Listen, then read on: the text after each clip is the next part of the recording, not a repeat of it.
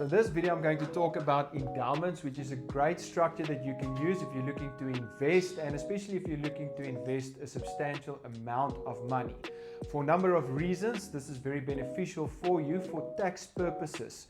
So firstly, on an endowment, you will only pay a flat 12% capital gains tax versus a potential maximum of 18%. And also it gets worked out within the structure for you, so you don't have to pay it over to SARS when you do withdrawals. Already gets worked into the structure.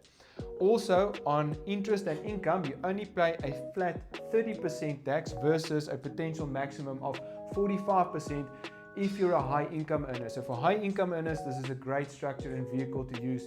And also you have a 5-year term on this structure.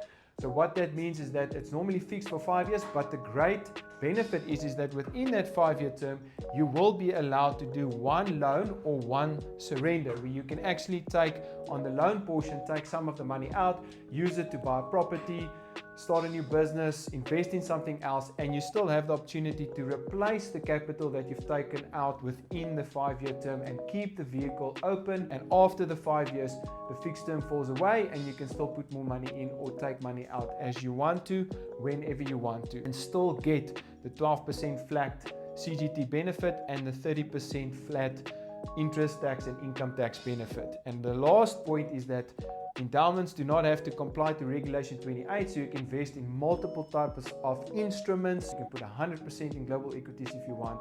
It doesn't have to be Regulation 28 compliant. So that is my summary of an endowment. If you've got a lump sum to invest or substantial amount every month and you're looking to build up a bigger discretionary portfolio, this is a great place to start.